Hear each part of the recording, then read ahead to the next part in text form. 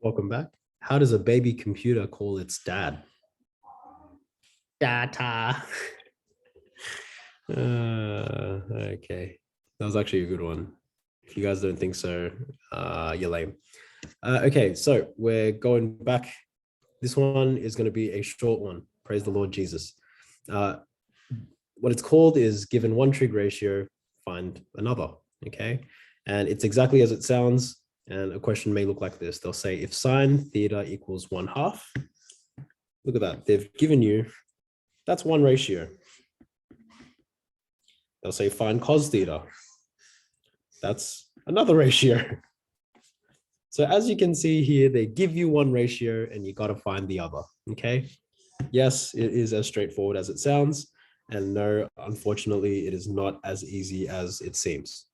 Okay, not difficult, but let me show you what I'm talking about. If I've been given this question here, sine theta equals to 1/2, and I'm asking to find cos theta, there's a couple steps that I need to kind of look into before I can answer this straight away. And unfortunately, it's not super straightforward. It's a little bit of it's a process, it's a journey. And I've written down the steps here for you so you can kind of see my thought process, how I deal with this. And yeah, hopefully you'll catch it. First thing that I would do is I would draw a right angled triangle and I would label my sides. And while I'm here, and my angles too. Okay.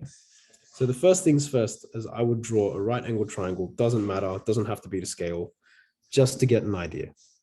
Now, what I would do is I would label, let's say, for example, theta, because I've got a theta here.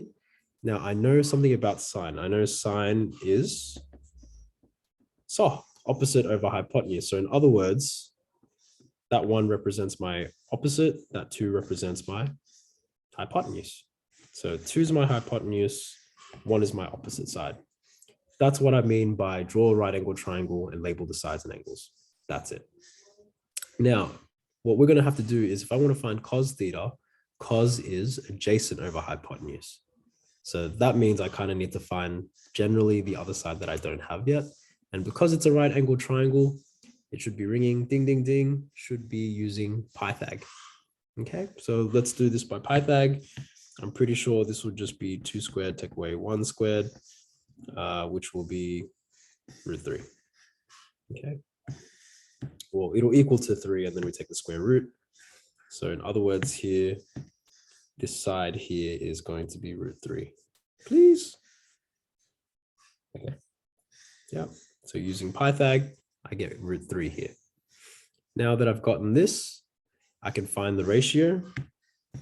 Hopefully very simply, I'm asked to find cos theta. That's my question. Okay. Now I can actually find what cos theta is. Cos theta, and in this case here, there's theta, A over H. So it's going to be √3 on 2.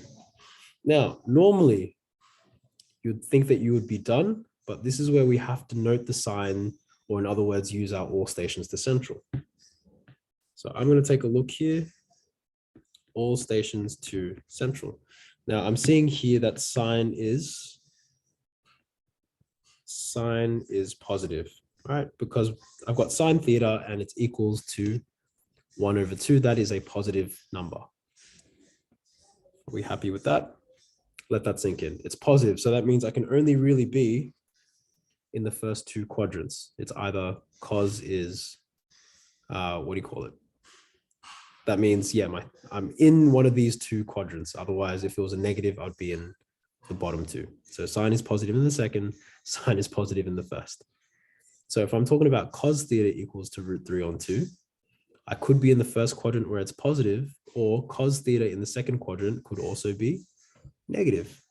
So in this particular case, I'm going to note the sign. I could be positive because the first quadrant would mean it's positive, but I also know that cosine in the second quadrant could also be negative. That's why I've got positive and negative. Okay, so sometimes you'll get 2 solutions. Let's try it again where this time they've given a couple more parameters. It's going to be a very same process, just the numbers are going to be slightly different. You're going to see more negatives, blah, blah, blah. Okay, so let's take a look here. We've got tan theta equals to -8 on 15. Sine theta is greater than 0. Find cos theta. Okay, so they've given us one trig ratio and they've asked us to find another, and they've kind of given us a little bit of a, it's got to be, sine theta has got to be greater than 0. So let's tackle it. First things first, draw a right angled triangle, label theta. Okay, now I know that tan is opposite over adjacent. So I'm going to say opposite is 8, adjacent is 15. Now note, for this current point in time, I'm going to disregard the negative. That's because I'm working with a first quadrant answer. And what do we know about everything in the first quadrant? All is positive. Okay, so I'm going to deal with it as if it's positive, and I'll deal with the negative later. Okay, so now that that's out of the way, let's find our other side. 8 squared, I don't even know what this is. 8 squared plus 225, square root of 289. I got no clue what that is because I don't have my nice calculator on me, but that'll do. Just using Pythag. I think that's right. So now that I've found the third side, let's now talk about what cos theta is. Cos theta, I now know, is adjacent over hypotenuse. So in other words, my adjacent side is 15 and my hypotenuse is root 289. Now, we're not done. We've done the cos ratio, but we need to figure out the sign, if it's positive or negative, or could be both. So let's take a look here. I'm going to take a note. We see that tan is negative, right? Because we've got a negative answer here. Tan is negative. So that kind of leaves me with, it's either this quadrant or this quadrant. Making sense? Because only sine is positive here. Tan is actually positive here. Cos is positive here. So that means only these two quadrants is tan negative.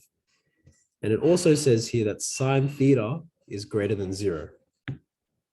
If sine theta is greater than 0, that means sine is positive. So which one of these is sine positive? Sine is definitely positive there. It's not positive here.